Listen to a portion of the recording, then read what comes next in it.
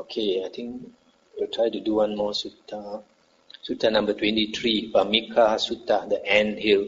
Thus have I heard, on one occasion the Blessed One was living at Savatthi in Jeta's Grove, Anathapindika's park. Now on that occasion the Venerable Kumara Kassapa was living in the blind man's grove.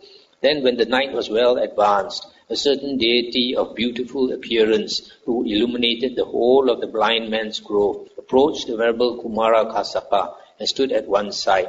So standing, the deity said to him, Monk, this ant hill fumes by night and flames by day. Thus spoke the Brahmana. Delve with the knife, thou wise one. Delving with the knife, the wise one saw a bar. A bar, O Venerable Sir. Thus spoke the Brahmana. Throw out the bar. Delve with the knife, thou wise one. Delving with the knife, the wise one saw a toad. A toad, O Venerable Sir. Thus spoke the Brahmana. Throw out the toad. Delve with the knife, thou wise one. Delving with the knife, the wise one saw a fork. A fork, O Venerable Sir.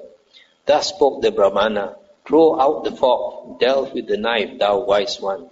Delving with the knife, the wise one saw a sieve.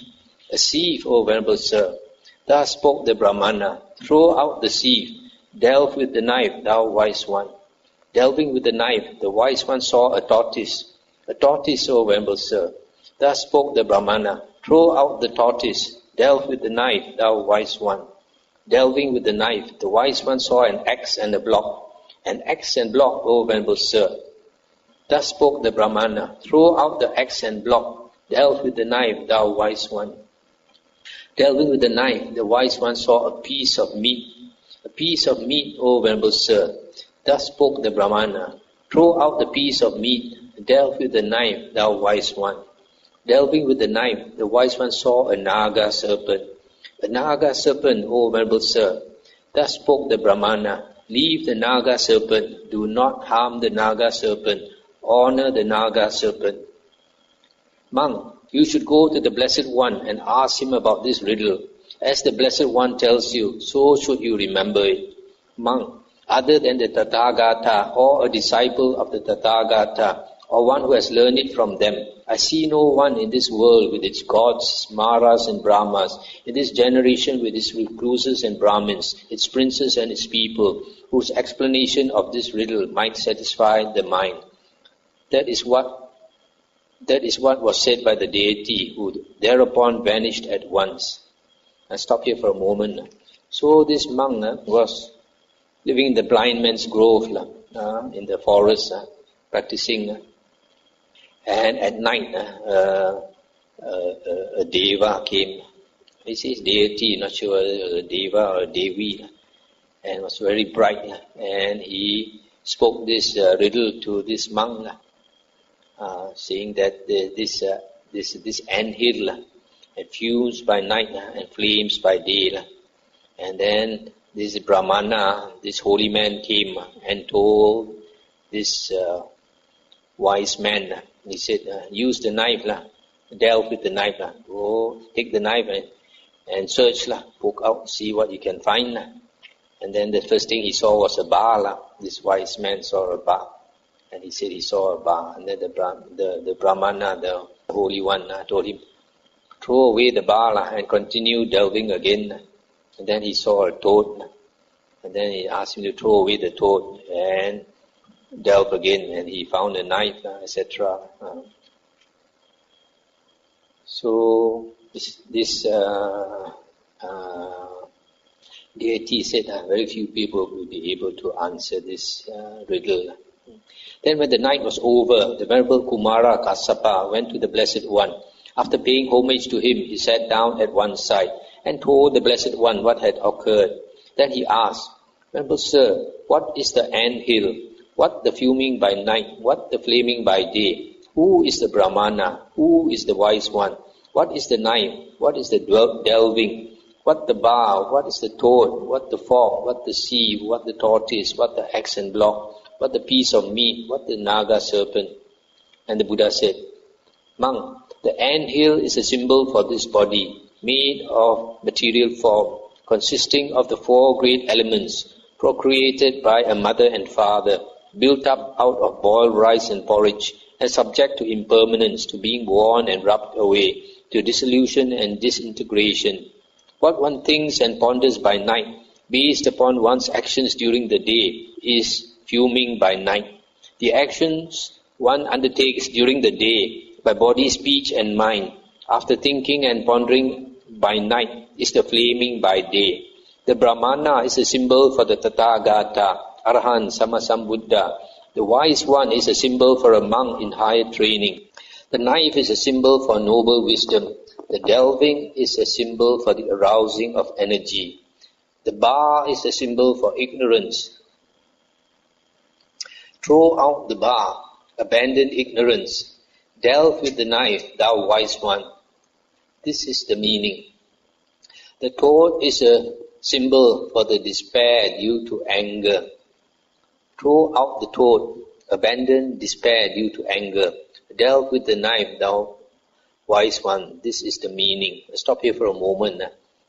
The bar is a symbol for ignorance, because the bar is a big obstruction. So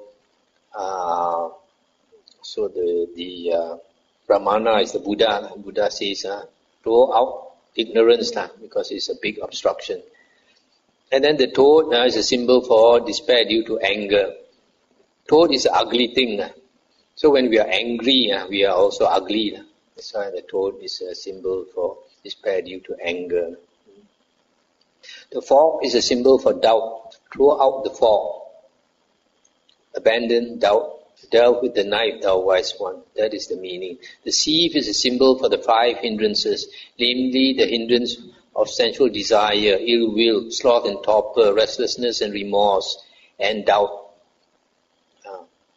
Stop here for a moment. So the fork is a symbol for doubt. The fork, there are so many, so many ends. You don't know which one to choose. You have doubt. The sieve is symbolizes a fine obstruction. The bar just now was a big obstruction. The sieve is a finer obstruction, because the sieve tends to obstruct some things from passing through. So that's why it's a symbol for the 5 hindrances. The 5 hindrances are the 5 obstructions. The tortoise is a symbol for the 5 aggregates of attachment, namely the body, feeling, perception, volition, and consciousness aggregates. So why is the tortoise a symbol for the 5 aggregates? Because the tortoise has got the when it's walking, 4 limbs come out plus the head, right? So there are 5 things. The axe and block is a symbol for the 5 chords of sensual pleasure. Forms, sounds, odors, flavors, tangibles that are wished for, desired, agreeable and likable, connected with sensual desire and provocative of lust. Now, according to the commentary, the axe symbolizes sensual desire and the block symbolizes sense objects. So if you say the axe is sensual desire, the block is sense objects, so the axe will chop the block. But sensual desire chopping sense objects does not seem so logical. Maybe it's the other way around. Axe is the sense objects, because the sense objects impinge on us. The forms impinge on our eye. You can say chop our eye. Sounds chop our ears. Smells or odors chop our nose, etc. So the block maybe is the sense basis. Our eye, our ear, nose, tongue, body and mind, because the sense objects are always chopping our sense basis. The piece of meat is a symbol for delight and lust. The Naga serpent is a symbol for the monk who has destroyed the stains or asavas. That is what the Blessed One said. The Venerable Kumara Kassapa was satisfied and delighted in the Blessed One's words. That's the end of the sutta. So here, So here this riddle can be said to be a monk because this wise one is a symbol for a monk in higher training. So a monk in higher training is working hard. Is working hard to get rid of all these things that are blocking him, starting with ignorance and then despair due to anger, doubt, 5 hindrances, etc. So the Buddha is advising him to continue working. So here the working is to delve with the knife, keep digging up all the rubbish. So eventually he gets down to the Naga serpent, the enlightened being. So he becomes enlightened. So this just this deity, this Deva or Devi, just testing the monk, see whether the monk understands this riddle or not. So we stop here. I want to check something is like the monks at Rab, they are actually towards the direction it seems that they want to go to Nirvana. So it's like house, the Rao River. So probably this is like a craving, like you are like going out of river. So probably we shall be cool, like not to so much craving of out of river or Nirvana to practice this spiritual path. Mm-hmm. Is that? There is one sutta where the Buddha says that generally sensual pleasures brings along with it craving, attachment. But the Buddha says not all sensual pleasures come along with craving, because when you attain jhana, it is also a kind of sensual pleasure, but it does not. The Buddha says not all pleasures brings along craving. The normal sensual pleasures brings along comes with craving, but the bliss of jhana, the pleasure of jhana, does not have craving. And on the reverse, the Buddha says grief generally brings with it grief or suffering brings with it aversion. When you have pain or anything, you have aversion for it. But the Buddha says not all grief comes along with aversion. So the Buddha mentions like somebody who desires liberation, so is pining for liberation, grieving for liberation, but that does not bring along aversion. So when we desire this liberation, also we must not be too agitated. If you desire too strongly, then it's like the Buddha in his early days, when the Buddha was striving for enlightenment. The desire to become enlightened was so great that he went to great lengths to practice these ascetic practices, these unbeneficial ascetic practices, which gave him a lot of suffering, which brought no benefit. For example, starving himself, eating only particular types of food, even to the stage of eating only cow shit, cow excrement, and even to the stage of eating his own excrement, the Buddha said. And also eating so little until he was eating 1 grain of rice a day. So he nearly died from that. So that is having excessive desire.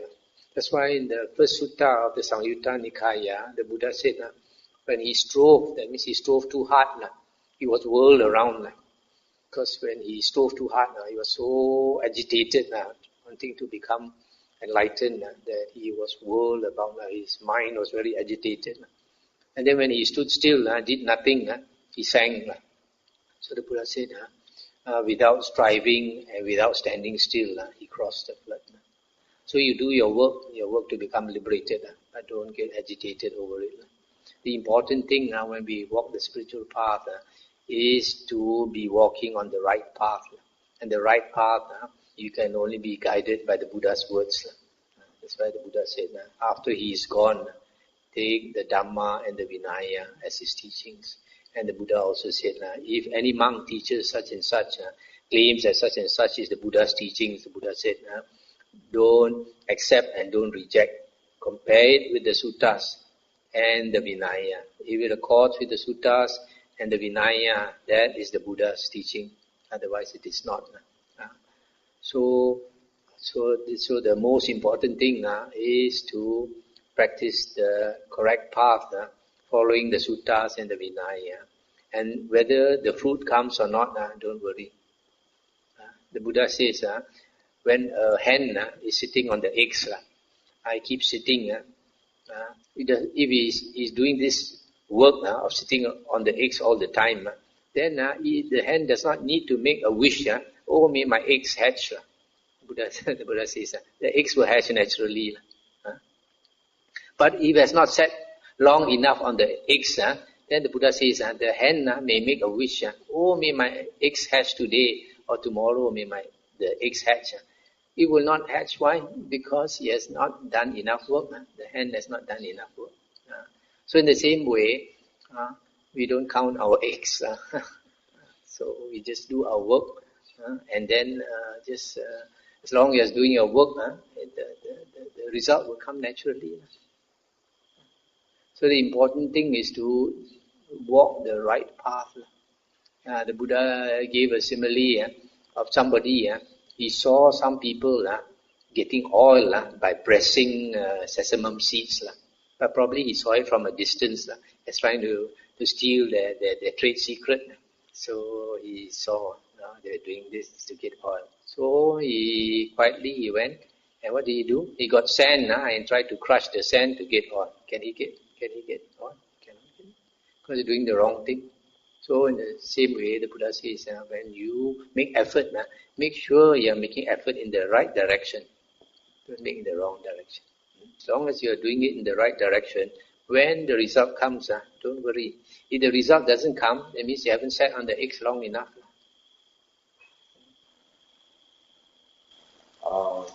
Really Mahathera, one question. On Sutta 32, on paragraph 15, it says that we have to dig out ourselves. If we dig out ourselves, we will everlasting permanent nirvana. Sorry, repeat now. Because I was reading on the paragraph, it says that we have to give up ourselves attachment so that we can actually become a true, finding our true character. But then, if let's say we reborn and reborn, then there's not a true self. Then we reach I mean, because in our lifestyle, there are so many attachments. So it's quite difficult for us, normal person, to actually achieve a good standard. So unless we are like Ante, learn many years, we are not is there any solution for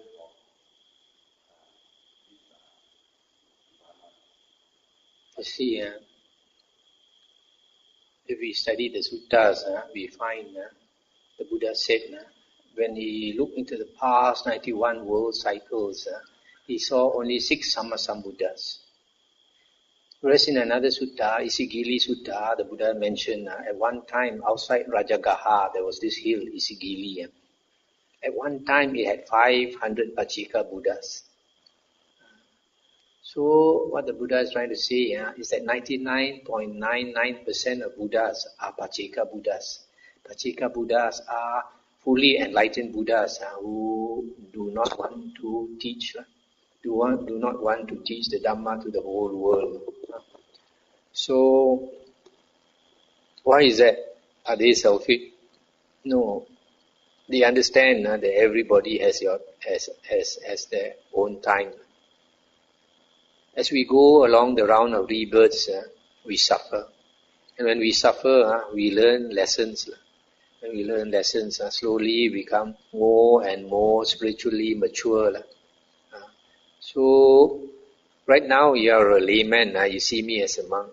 Long time ago, I was also a layman. I saw another person as a monk. I was thinking how long I'll be before I become a monk. So, in the future lifetime, one day you will probably also become a monk. And somebody also will ask you the same question. So we all have a time when we go on the round of rebirths long enough, then we suffered long enough, and then we become wiser. Then we realize all the pleasures in the world actually are so fleeting. All the things that you think about in the world that you enjoy them only a short while only. And then if you are greedy, you want to enjoy more. When there's too much of it, sometimes you cannot stand, you blow your mind. Or if it doesn't blow your mind also, you get bored by it. Just as last night, 2 nights ago, I gave the simile, listen to music, music very nice. But you play it too long, it becomes boring. Play longer, it becomes a nuisance already. You keep playing all the time, it becomes suffering already. So changes, everything changes. So don't worry, your time will come.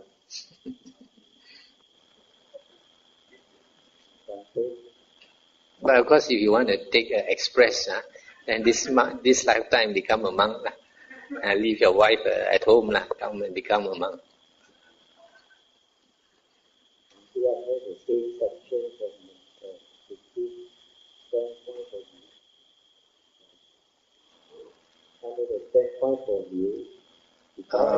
Which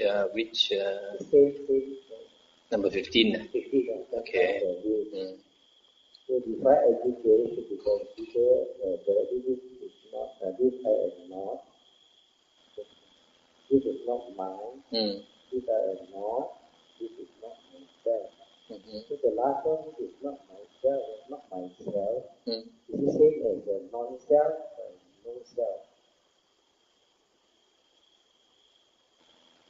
Some people say, it is not self. So sometimes in the start, they say non-self. Sometimes they say no self. They say in a way, there's no self, meaning there's nothing that is permanent. If there's something that is permanent, unchanging, you can identify that with the self. But if something only exists for an extremely short time, for example, just now I mentioned about our consciousness. Our consciousness arises. And when the consciousness arises, you say you're alive. But the next moment, the consciousness ceases, you are dead already. So when the consciousness arises again, it's a different self already. Different consciousness. So the second consciousness arises. If you identify yourself with it again you will cease. See? And again another consciousness arises. That's a different self already. But all these you say is me, is I. But it's not you. It's changing all the time. So that's why the Buddha says no self. It's a wrong view to say there is no permanent self, and also the wrong view to say that there is no self. No, I didn't say it's wrong view to say there is no self. So the five states will be arising and ceasing away all the time. But you see, when sometimes the Buddha talks about the self in the conventional self, in the conventional sense, when the Buddha says, I teach the Dhamma, But there is no I.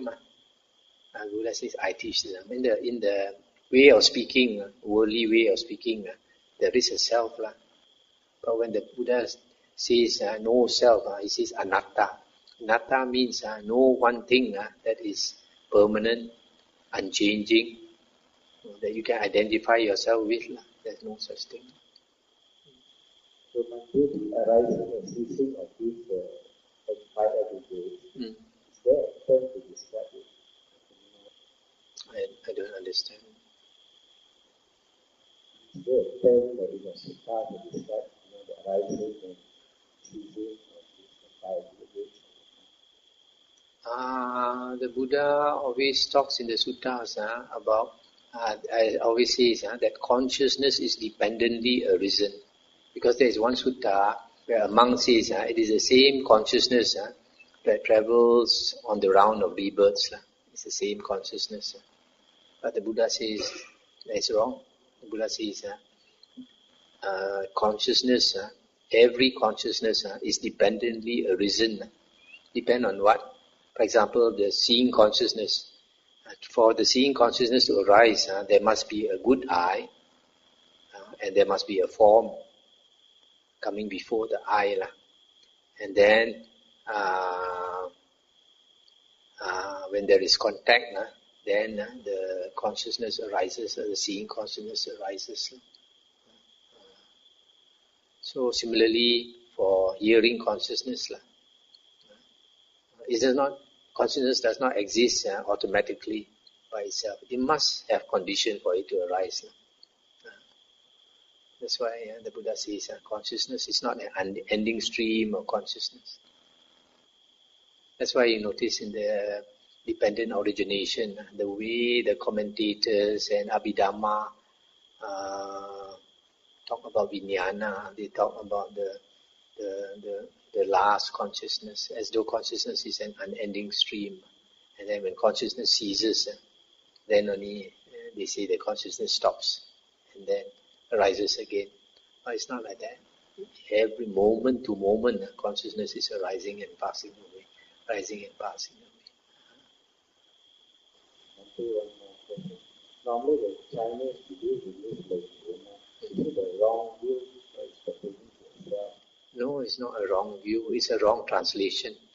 Because in our English books, this anatta, no self, they translate it as no soul. So because they translate it as no soul, they think there is no linghun. They say there's also the Abhidhamma teaching. The Abhidhamma teaching is that when a being dies here and is reborn there, nothing goes from here to there. That is their understanding of anatta. Their understanding of anatta is that when this being dies here, the consciousness ceases. Nothing travels over to there, but there the consciousness starts. That is not what the Buddha said. The Buddha says that there is this being when he dies here and is reborn as a human being there. This what the Buddha calls a gandhabba. Sometimes it's called intermediate body. This intermediate body will go and enter the womb there. There is something entering the womb. So it's because of their not understanding the nature of consciousness. So they cannot accept that something goes and enters there. Now the teaching of the Buddha is that anatta means that there is nothing permanent. Everything is changing. So this linghun, this soul, is also a bundle of energy. Why cannot you accept this bundle of energy going and being reborn there? Because it's just a bundle of energy only. It's like this being entering the womb. According to those people who remember their past lives, they were reborn as a small being. This small being entered the womb. So if you can accept this big being, this human body is so big compared to the small being that enters the womb. If this small being does not exist, then this body also does not exist. How can he can accept this flesh body to be existing, or a deva so huge can exist? Why can't he accept a small being? His soul to exist. Another thing is that the Buddha says when a person's karma is so bad, then when he dies, he's due to be reborn in hell. Then the hell beings will come up and drag him down to hell. Now drag what? Drag his soul. He cannot drag his body. His body is lying here dead. So the hell beings come up. Ngao Tao Ma Min, Wu Tao Be Bin, come up and drag his soul down to hell. What is this soul? This is a bundle of energy. Of course, this bundle of energy is all within consciousness. It's just a dream only. This being, this so-called being, he dreams that he's being pulled down to hell. This is dream only. Yeah. Bhante, there are certain the teaching of the emptiness. What is comparison to our non-soul? It's the same thing. Emptiness means empty of the self. Empty is the same. Empty of something that is permanent, unchanging. Sunyata.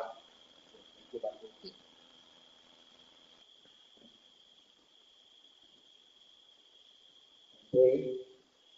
Living for monkhood is desire, no, many people. But because of family attachment and a lot of attachment, it's like a bit selfish, just sleep. So what do you think? Because so to left for monkhood, a lot of suffering to the people. How to reconcile this? There are two types of suffering. There are two types of suffering. One is mental suffering, one is physical suffering. When a monk goes forth and he leaves the family, he should take care of their physical needs. For example, a man, he has started a family, he's got some young kids and all that. If he walks out of the house, the wife has to look after the kids, right? So if he does that, he has to make sure that the family is financially well provided for. For example, like the Buddha. The Buddha, when he renounced, his son was just born only. But he walked out of the house.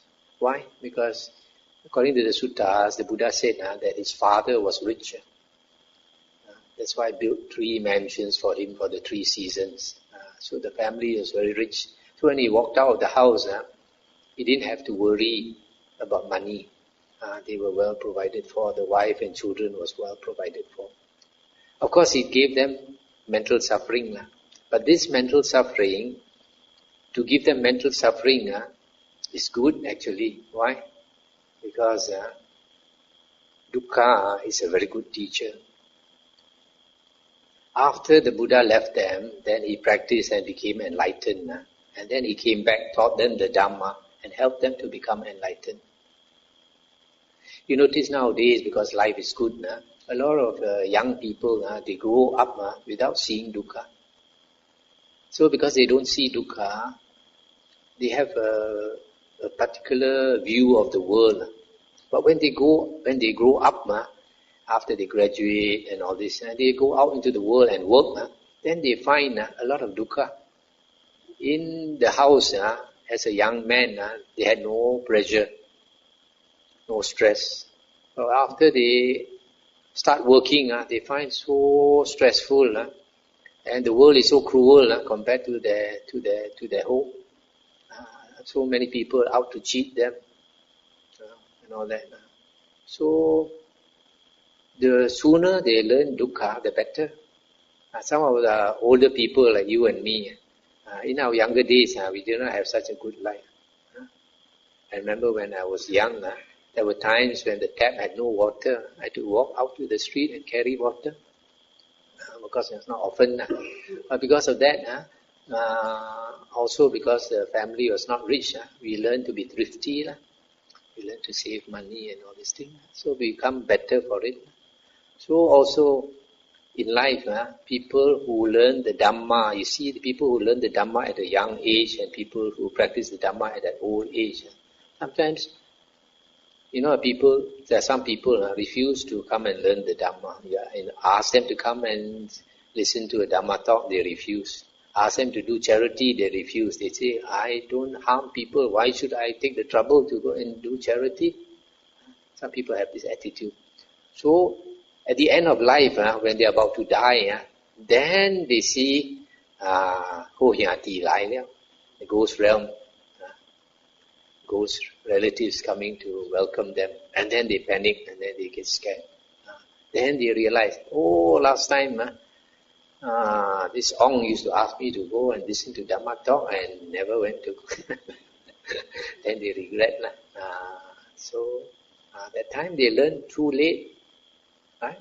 So in the same way, sometimes a person like myself, when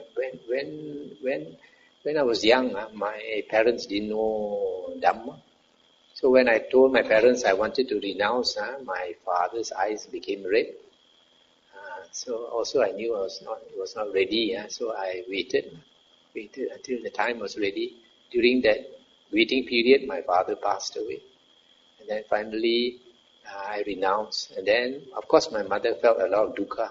But after I renounced and I taught the Dhamma, and I taught her to listen to Dhamma, and I saw she benefited from it. So, it helped her a lot now. So she had more time to listen to Dhamma. So, if, for example, you think if I renounce, I'm going to hurt my father. Yes, you're going to hurt your father, but that is good for him. Because hurting him now is better than when he dies, then he realizes the importance of the Dhamma. At that time, you cannot help him already. But now, like the Buddha, when he left, the family was so hurt. But when he came back and taught them the Dhamma, then they realized all that pain was worth it. Okay, you are very lucky when you see that.